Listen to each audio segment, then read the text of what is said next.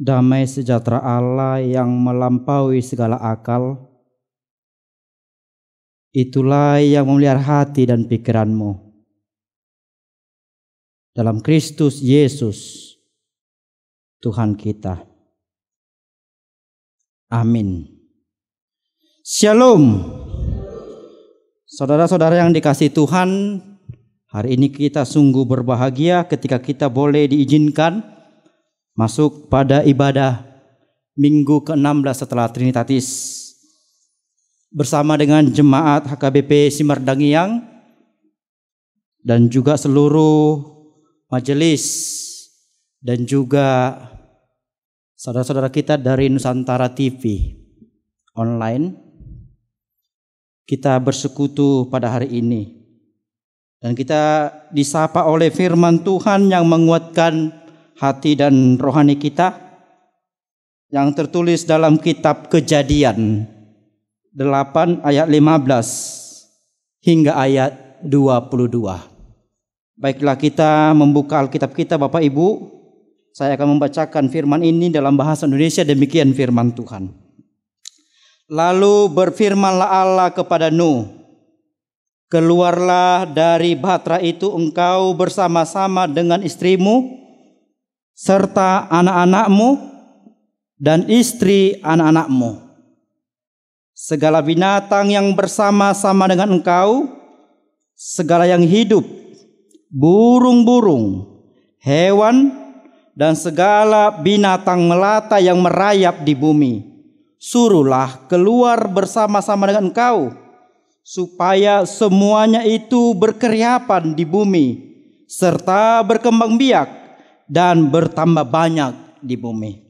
Lalu keluarlah Nuh bersama-sama dengan anak-anaknya dan istrinya dan istri anak-anaknya, segala binatang liar, segala binatang melata, dan segala burung, semuanya yang bergerak di bumi masing-masing menurut jenisnya, keluarlah juga dari bahtera itu. Lalu Nuh mendirikan mezbah bagi Tuhan. Dari segala binatang yang tidak haram dan dari segala burung yang tidak haram diambilnya beberapa ekor. Lalu ia mempersembahkan korban bakaran di atas mezbah itu. Ketika Tuhan mencium persembahan yang harum itu, berfirmanlah Tuhan dalam hatinya, aku takkan mengutuk bumi ini lagi karena manusia, sekalipun yang ditimbulkan hatinya adalah jahat dari sejak kecilnya. Dan aku takkan membinasakan lagi segala yang hidup seperti yang telah kulakukan selama bumi masih ada. Takkan berhenti-henti musim menabur dan menuai, dingin dan panas, kemarau dan hujan siang dan malam. Demikian firman Tuhan.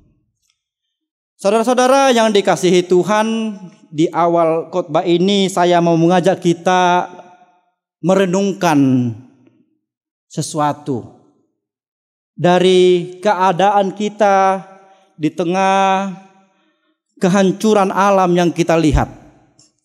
Apakah yang mau kita renungkan, yang kita ajak, yaitu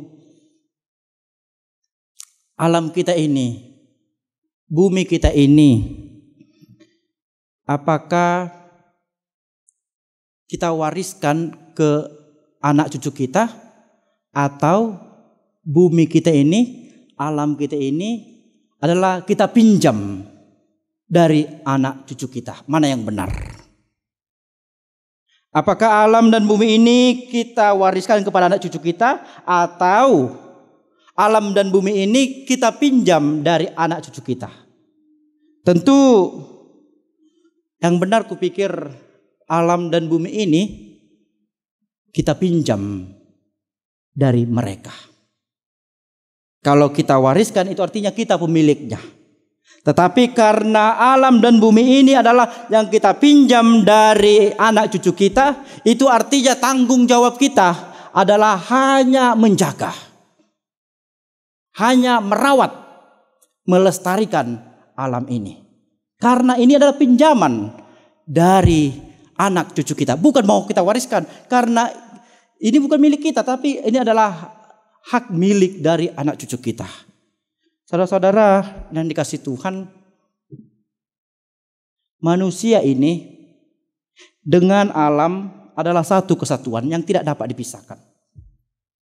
Manusia dan alam itu tidak dapat dipisahkan karena pada hakikatnya manusia adalah diciptakan Allah, juga berasal dari bumi ini.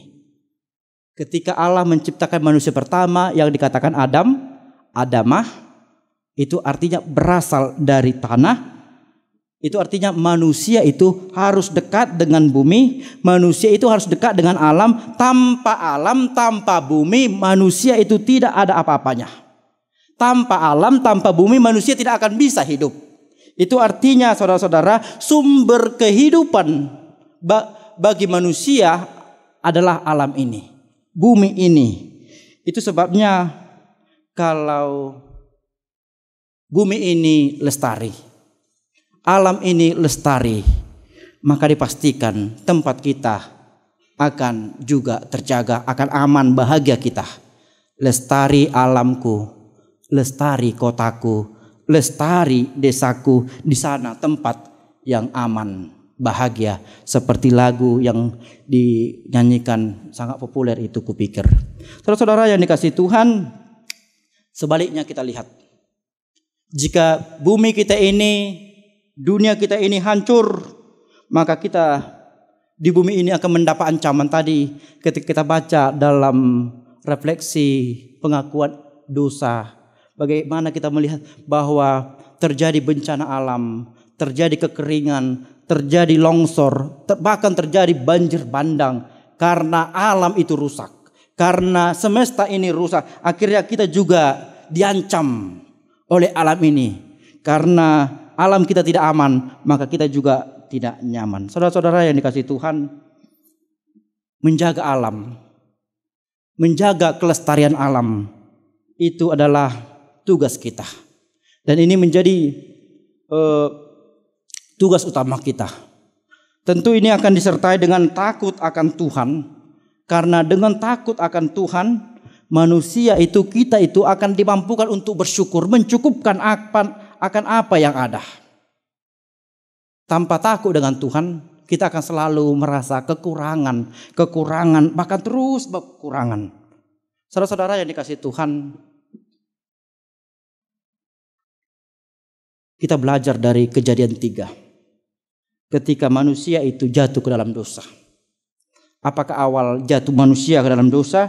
Ketika manusia itu mengizinkan iblis menguasai kehidupan manusia itu. Ketika iblis menguasai manusia itu, maka dosa berkuasa dan manusia itu melakukan apa yang menjadi kehendak iblis. Saudara-saudara, ketika manusia jatuh ke dalam dosa, timbullah dalam hati manusia itu dengki, iri, bahkan berbagai rancangan kejahatan.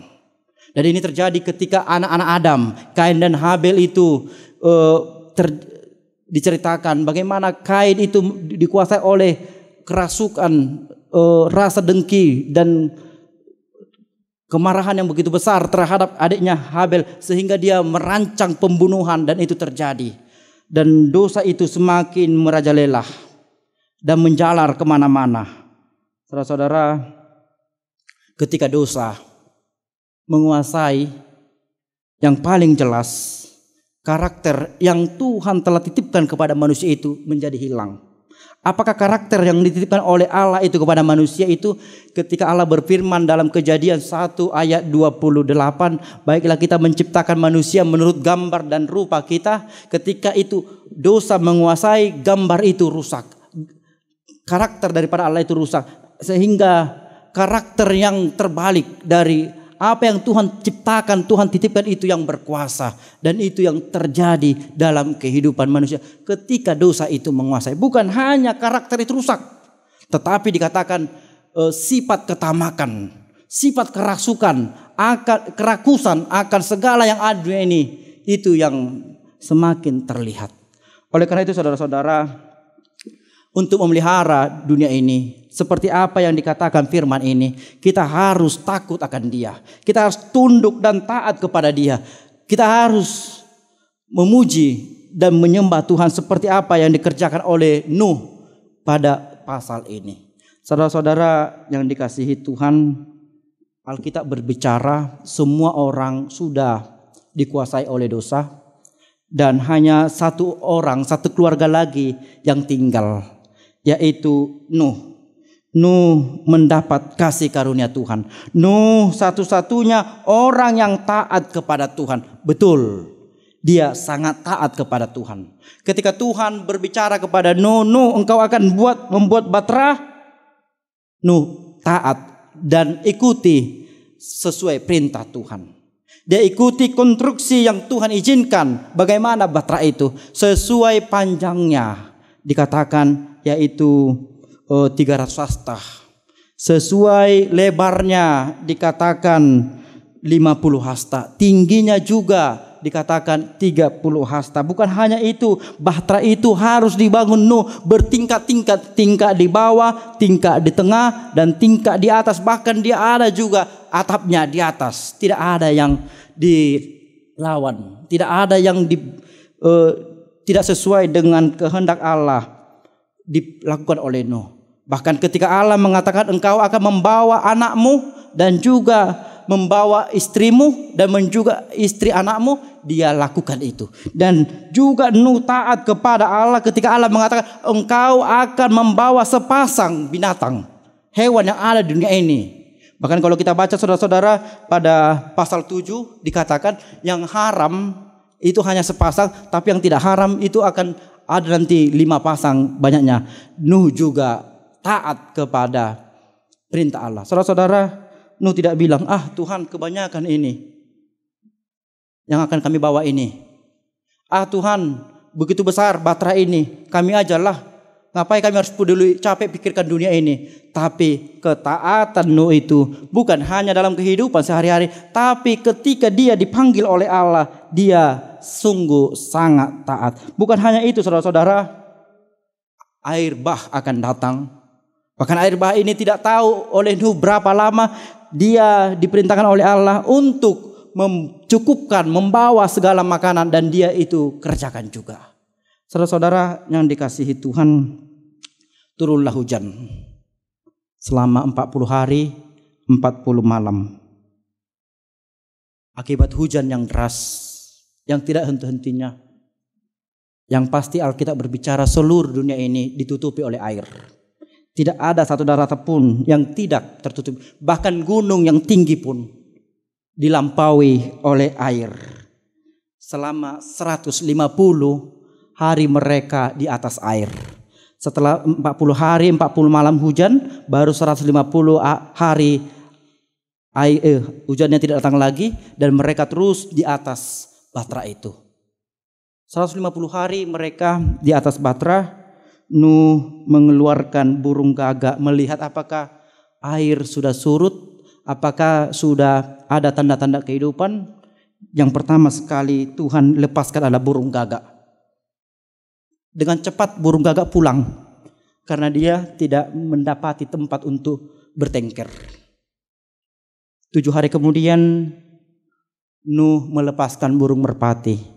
Burung merpati ini juga dengan cepat juga pulang. Itu artinya air masih melingkupi semua bumi ini. 7 hari kemudian Tuhan melepaskan burung merpati. Dan di sore harinya burung merpati itu kembali. Dan dia kembali dengan membawa harapan. Dia membawa sehelai daun zaitun yang segar. Saudara-saudara, luar biasa. Nuh ketika melihat burung merpati yang dia lepaskan yang ketiga kali ini, bahwa dia melihat Tuhan itu penuh dengan kasih. Bahwa Tuhan itu tidak pernah melupakan orang yang dia kasihi. Bahwa Tuhan itu mengasihi kembali dunia ini. Burung merpati yang membawa daun helai daun zaitun itu adalah memberi semangat kepada Nuh. Dia melihat kemurahan Tuhan. Tanda kehidupan dinyatakan dalam dunia ini. Saudara-saudara, Tahu kita apa arti pohon zaitun yang dibawa oleh burung merpati ini? Pohon zaitun ini adalah suatu tumbuhan yang tidak tumbuh di pegunungan, tapi dia tumbuh di tempat yang subur. Itu artinya air sudah semakin surut. Yang kedua, zaitun ini adalah suatu tanaman yang berharga bagi orang Israel, karena zaitun ini menghasilkan minyak dan lemak yang baik. Minyaknya dipakaikan untuk pelita dan juga dipakaikan untuk mengurapi para imam. Itu artinya minyak zaitun ini menjaga kehidupan rohani dan juga menjaga kehidupan oleh orang Israel. Di tengah malam mereka akan menerima penjagaan, penyertaan dari Allah. Bahkan mereka mengakui bahwa minyak zaitun itu adalah gambaran dan bukti bahwa Allah menyertai mereka. Saudara-saudara yang dikasihi Tuhan, minyak zaitun, pohon zaitun itu adalah gambaran dari kehidupan yang melimpah. Pohon zaitun ini menyatakan bahwa berkat Allah itu tetap akan hadir di tengah-tengah kehidupan dunia ini. Saudara-saudara yang dikasihi Tuhan, dari semangat yang luar biasa ketika burung merpati membawa daun zaitun yang segar itu, Nuh sungguh bersyukur kepada Tuhan. Nuh begitu keluar bersama dengan keluarganya, bersama dengan hewan dan binatang itu, langsung memberikan persembahan kepada Allah. Persembahan yang mahal diberikannya kepada Tuhan. Dijelaskan di ayat 21 itu dikatakan bahwa dia mempersembahkan binatang-binatang yang tidak haram.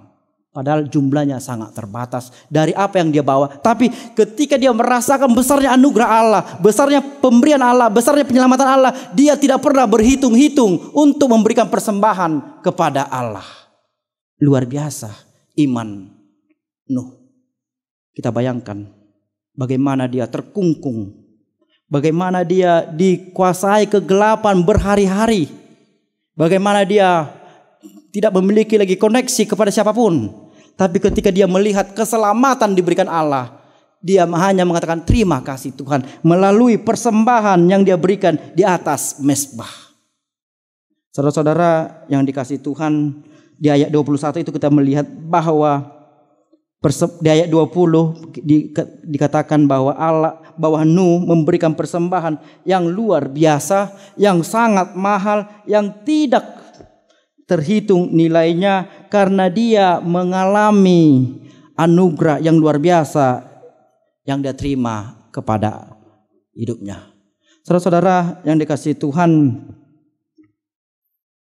kenapa Nuh ini begitu bersemangat memberi persembahan itu? Karena dia telah menerima keselamatan yang daripada Tuhan.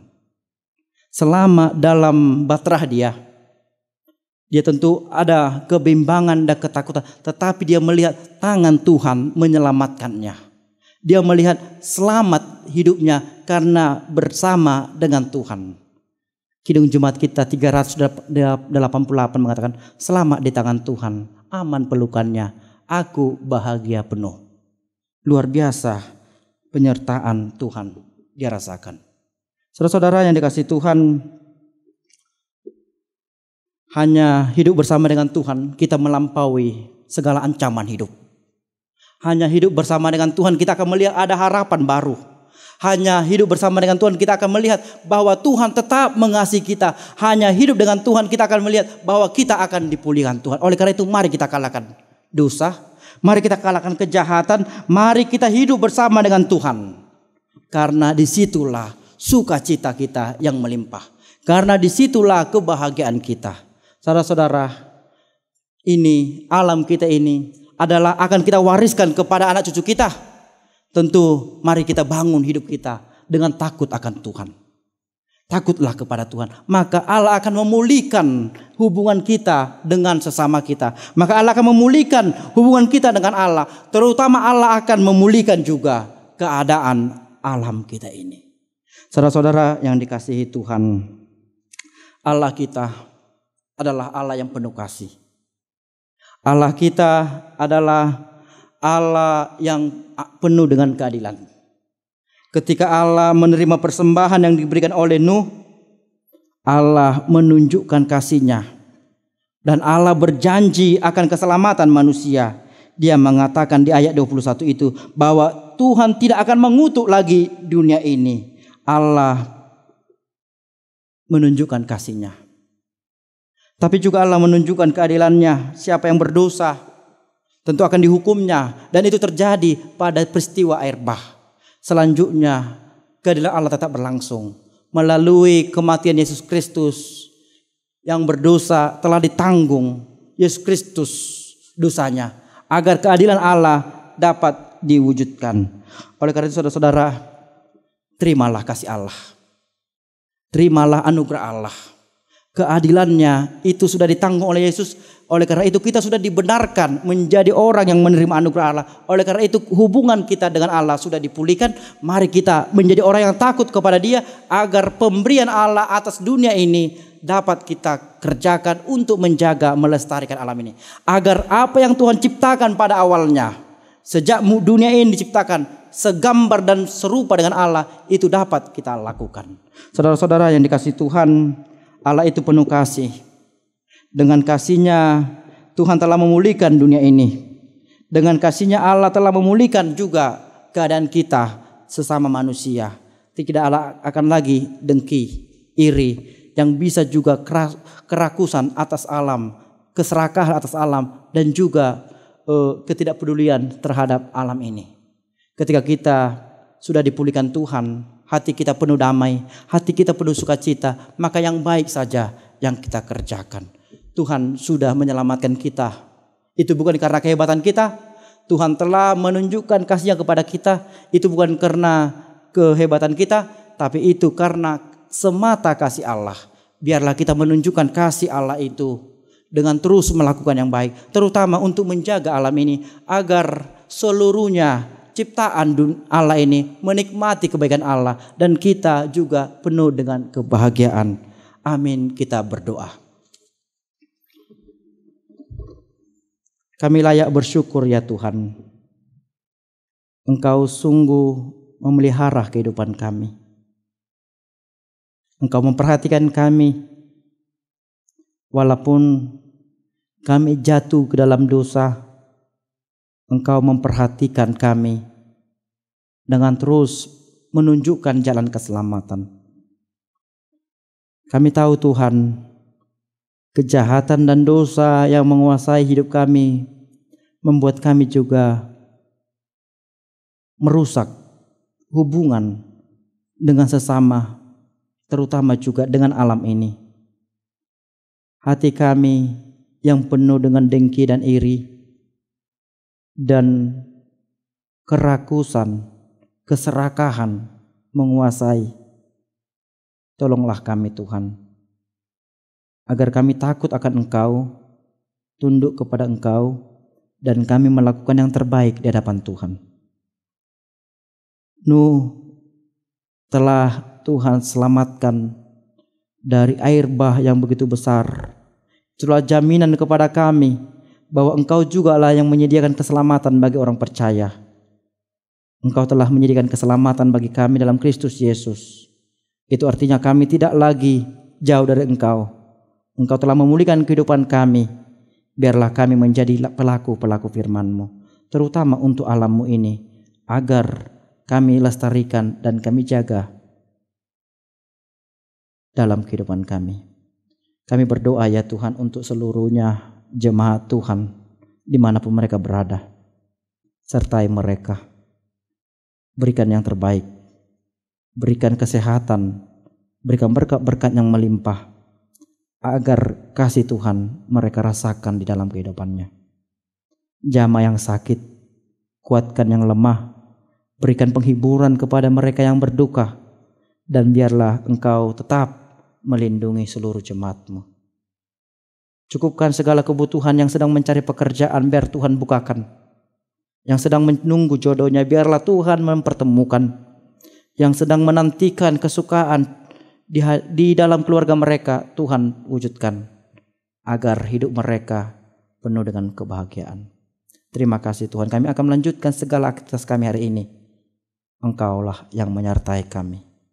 Terima kasih ya Tuhan, ampuni kami dari kesalahan dan dosa kami, agar kami semakin layak di hadapan Tuhan.